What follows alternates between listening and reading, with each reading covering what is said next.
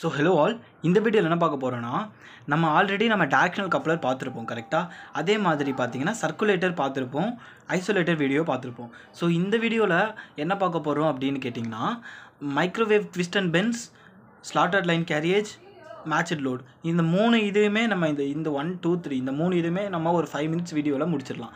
ரொம்பவே ஈஸியாக இருக்கும். இந்த மூணுத்துக்கு எக்ஸ்பெரிமெண்டல் டெரிவேஷன்ஸ்லாம் கிடையாது, ரொம்பவே ஈஸியாக இருக்கும். ஸோ இது 5 மினிட்ஸ் வீடியோவில் முடிச்சிடலாம். ஓகேவா? மீதி இருக்கக்கூடிய இதிலேருந்து ஒரு 10 மார்க் கொஸ்டின் கேட்க சான்ஸ் இருக்குது. அதே மாதிரி டைரக்ஷனல் கப்ளர், சர்க்குலேட்டர், ஐசோலேஷன்லேருந்து ஒரு 10 மார்க் கொஸ்டின் கேட்க சான்சஸ் இருக்குது. இன்னொரு 10 மார்க் கொஸ்டின் இந்த யூனிட்டில் என்ன கேட்பாங்கன்னா, ப்ராப்பர்ட்டிஸ் உடைய ப்ரூஃபோட கேட்பாங்க. ஓகேவா? இந்த மூணுத்துக்குமே தனித்தனியாக வீடியோ எடுத்து அப்லோட் பண்ணுறேன். ஈப்ளன்டி பார்த்துட்டு ஹெச்ப்ளன்டி ஒன்றுமே கிடையாது, ஜஸ்ட் ஒரே ஒரு லைன் சேஞ்ச், அவ்வளோதான். ஈப்ளன்டி இதுக்கு நான் தனித்தனியாக மூணுத்துமே தனித்தனியாக வீடியோ அப்லோட் பண்ணுறேன். ஸோ ஆல்ரெடி 3 கான்செப்ட் பார்த்துட்டு இப்போ இந்த 3 கான்செப்ட்டும் ஒரே வீடியோவில் பார்க்க போகிறோம். ஸோ வாங்க போகலாம்.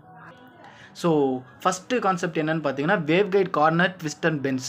ஸோ இந்த சர்க்யூட் எதுக்கு யூஸ் ஆகுது அப்படின்ற கான்செப்ட் தெரிஞ்சுக்கலாம்.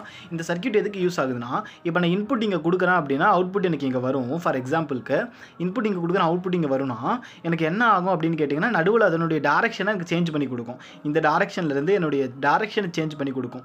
அதுதான் இந்த 4 டிவைசஸ்லையுமே நான் பார்க்க போகிறேன். ஸோ இந்த டிவைஸ் என்ன பண்ணுன்னா, டேரெக்ஷன் வந்து சேஞ்ச் பண்ணி கொடுக்கும். ஓகே, அவ்வளோதான் இந்த காம்பனண்ட்டுடைய யூஸ், இந்த 4 காம்பனண்ட்டோட யூஸ். இது வந்து 2 மார்க்கில் ஏதாச்சும் ஒரு காம்பனன்ட் கேட்பாங்க. ஸோ டயக்ராம் எப்படி வரையுதுன்னு மட்டும் பார்த்து வச்சுக்கோங்க போதும். ஸோ இங்கே எனக்கு எல்ன்றது ஒரு லென்த்து, இங்கே எனக்கு எல்ன்றது ஒரு லென்த், மீன் லென்த் அப்படின்னு சொல்லுவோம், MEAN மீன் லென்த்து. இங்கே இது பெண்ட் மாதிரி இருக்குது, அதனால் இது பென்ஸ்ன்னு சொல்லுவோம். இது வந்து எனக்கு ட்விஸ்ட்டு, இது வந்து கண்டினியூஸ் ட்விஸ்ட்டு.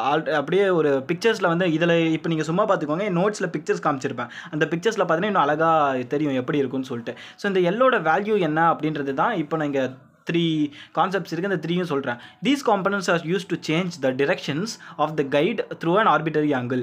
ஸோ ஒரு பர்டிகுலர் ஆங்கிளுக்கு என்ன திருப்புறதுன்னு ஆல்ரெடி நான் சொல்லிட்டேன். அப்புறம் இந்த எல் நம்ம வேல்யூ அங்கே பார்த்தோமா இல்லையா, இந்த எல் இதனுடைய வேல்யூ என்னன்னா 2n+1. இந்த என்னன்றது ஒரு integer. 2n+1 into quarter of the wavelength. quarter of the wavelengthனா 1/4 of the wavelength. wavelengthன்றது தான் இங்கே எனக்கு இருக்குது. அதான் to minimize reflections from the discontinuities.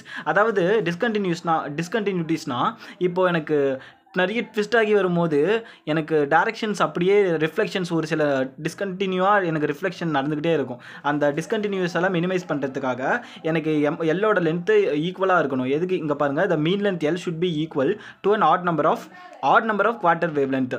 Add number of quarter wave லென்த்னா 2n அப்படின்னா ஈவன் நம்பர், 2n+1ன்றது ஆட் நம்பர். ஸோ எல்லோட வேல்யூ ஞாபகம் வச்சுக்கோங்க, வேறு n is an integer, அவ்வளோதான். மீதி என்னன்னு பார்த்தீங்கன்னா, இந்த கண்டிஷன் வந்து ஜஸ்ட் இது சும்மா இது கதை தான். இப்போ in this condition the reflected waves from both the ends of the wave guide sections are cancelled. அப்போ இந்த சைடு எல்லா சைட்லையுமே எனக்கு ரிஃப்ளெக்ஷன்ஸ் கேன்சல் ஆகிரும். ஸோ இது எனக்கு 2 மார்க் கொஸ்டின்ஸ் தான். இந்த 2 மார்க் கொஸ்டினை வந்து நீங்கள் டிராயிங் எப்படி வரைகிறது நல்லா பார்த்து வச்சுக்கோங்க. இது நீங்கள் ட்ரா பண்ணி பார்த்துக்கணும். ஸோ 2 மார்க், அதர்வைஸ் 4 மார்க்லையும் கேட்கலாம், 6 மார்க்லையும் கேட்கலாம், எப்படி வேணால் கேட்கலாம். ஸோ நல்லா பார்த்துக்கோங்க. நெக்ஸ்ட்டு செகண்ட் கான்செப்ட் போகலாம், செகண்ட் டிவைஸ் போகலாம். ஸோ நெக்ஸ்ட் கான்செப்ட் என்ன அப்படின்னா, ஸ்லாட்டட் லைன் கேரியேஜ். இப்போ ஸ்லாட்டட் லைன் கேரியேஜ் அப்படின்றது தான் நெக்ஸ்ட் கான்செப்ட். ஓகேவா? இந்த ஸ்லாட்டட் லைன் கேரியேஜ் எப்படி இருக்குன்றது பிக்டாரிக்கல் ரெப்ரசன்டேஷன் இப்போ உங்களுக்கு காமிக்கிறேன். இதான் ஸ்லாட்டட் லைன் செக்ஷன் அப்படின்ற டிவைஸ். இந்த டிவைஸஸ் லேபில் யூஸ் பண்ணியிருந்தீங்கன்னா தெரிஞ்சிருக்கும். லேபில் என்ன பண்ணியிருப்பாங்கன்னா, இந்த இடத்துல எனக்கு ஒரு லைன் மாதிரி வந்திருக்கும். இந்த இடத்துல எனக்கு லைன் வந்து லைன்லேருந்து எனக்கு என்ன பண்ணியிருப்பாங்க அப்படின்னு கேட்டிங்கன்னா, ஒரு ப்ரோப் கனெக்ட் பண்ணியிருப்பாங்க. ஒரு ப்ரோபை கனெக்ட் பண்ணி ப்ரோப்லேருந்து CROக்கு அவுட்புட் எடுத்திருப்பாங்க. ஸோ இதை லேபில் பார்த்துருந்தீங்கன்னா நல்லா தெரிஞ்சிருக்கும். ஸோ இந்த டிவைஸஸில் என்னென்ன காம்பனன்ட்ஸ் இருக்குது அப்படின்னு பார்த்தா, ஒரு வேவ் கைடு இருக்குது. This is and wave guide, this time டோட்டலாக எனக்கு ஒரு வேவ் கைடு இருக்குது.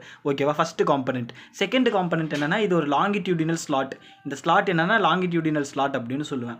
இது எனக்கு செகண்ட் போர்ஷன். தேர்ட் போர்ஷன் எனக்கு இங்கே இருக்கக்கூடிய வெர்னியர் ஸ்கேல். ஓகேவா?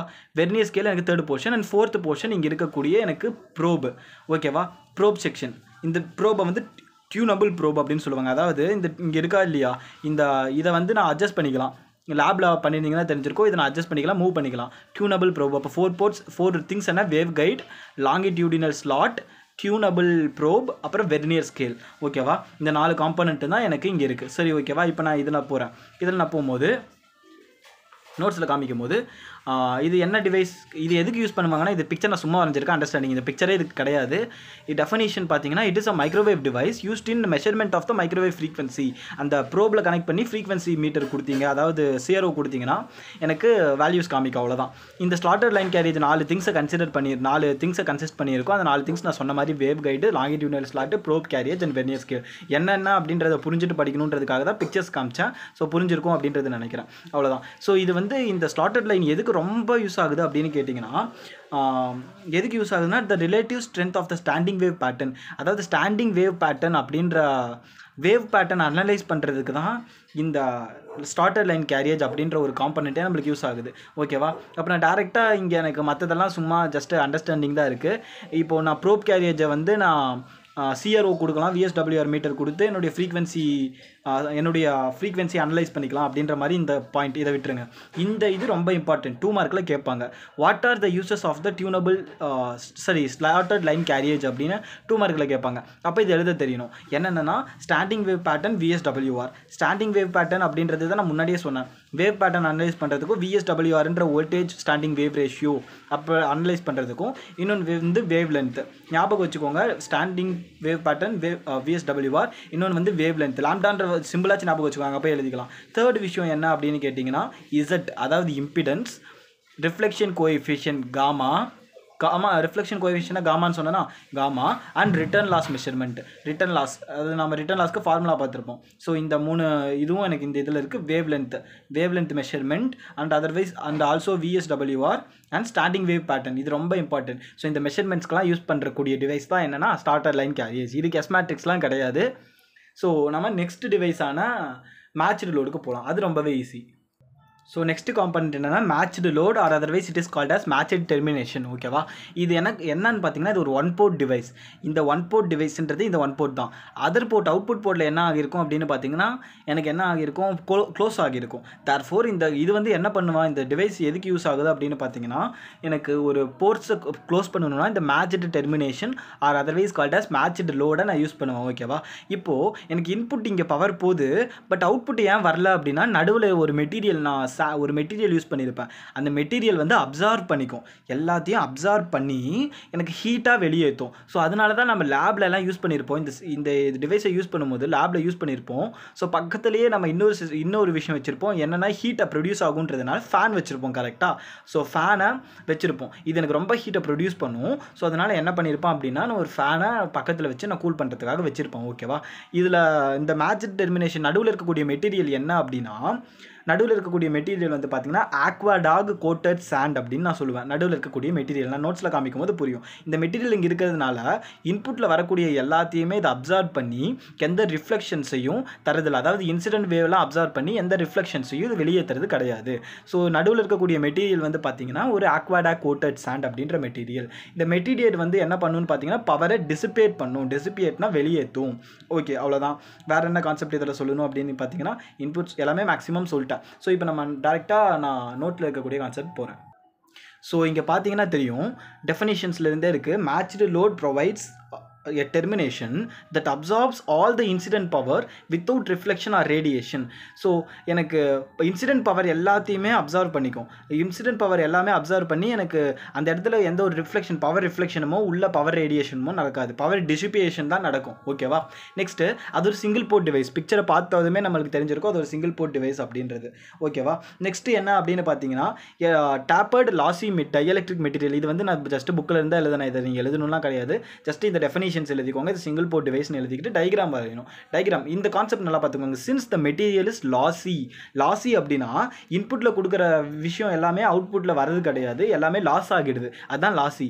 Since the material is lossy, the incident power is absorbed and hence reflections are provided and hence reflections are avoided. Reflections avoid பண்ணிடுவாங்க. இப்போ நாங்கள் காமிச்சது தான் நான் டயக்ராமாக வரைஞ்சிருக்கேன். It is single port device. நடுவில் இருக்கக்கூடிய மெட்டீரியல் இல்லைனா ஆக்வாடாக் கோட்டட் சாண்ட். ஓகேவா? இது எனக்கு லாசி டைஎலக்ட்ரிக் மெட்டீரியல்.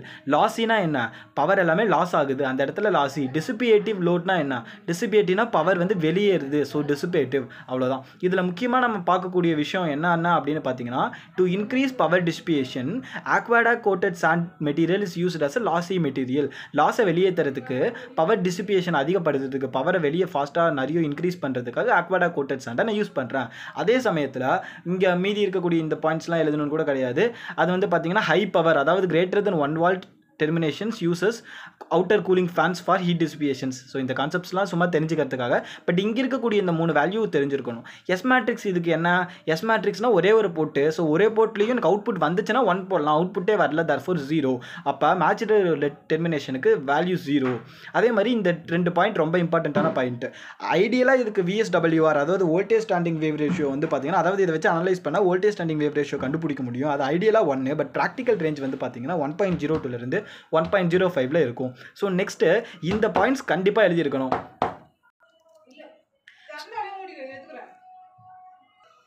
ஸோ இந்த பாயிண்ட் கண்டிப்பாக எழுதியிருக்கணும். அதாவது மேட்ச்டு லோட் வந்து ஒரு single port device having ideal parameters. இந்த பாயிண்ட் கண்டிப்பாக எழுதியிருக்கணும். டயக்ராம் வரைஞ்சிருக்கணும். இந்த எஸ் பேராமீட்டர் எழுதியிருக்கணும். டெஃபினிஷன் எழுதியிருக்கணும். இதை கேட்டால் 4 மார்க்லையோ ஒரு 2 மார்க்லையோ கேட்டால் எனக்கு இந்த பாயிண்ட் எழுதியிருக்கணும். அதாவது ஐடியல் பேராமீட்டர்ஸ்னால் என்னுடைய இம்பிடன்ஸுடைய வேல்யூ 50 ஓம் ஆர் 75 ஓம் இருக்கணும். அதே மாதிரி என்னோட ரிஃப்ளெக்ஷன் கோஎஃபிஷியன்ட்டுடைய வேல்யூ 0. ரிஃப்ளெக்ஷன் கோஎஃபிஷியன்ட்னா என்னன்னு சொன்னேன், S11 S12 S11 S22 அப்படின்றதெல்லாம் சொல்லியிருப்பேன். பட் இங்கே S11 மட்டும்தான் இருக்குன்றதுனால இது 0. ஆல்ரெடி சொன்ன மாதிரி ஐடியல் VSWR உடைய வேல்யூ 1. இந்த 3 பாயிண்ட் along with இந்த S matrix is always 0. along with this diagram with aquada coated sand எதுக்கு யூஸ் பண்ணுறோம், பவர் டிசிபியேஷன் இன்க்ரீஸ் பண்ணுறதுக்கு யூஸ் பண்ணுறோம். அதே சமயத்தில் டெஃபினிஷன் என்ன, it provides a termination that absorbs all the incident power without reflections and radiations. அவ்வளோதான்.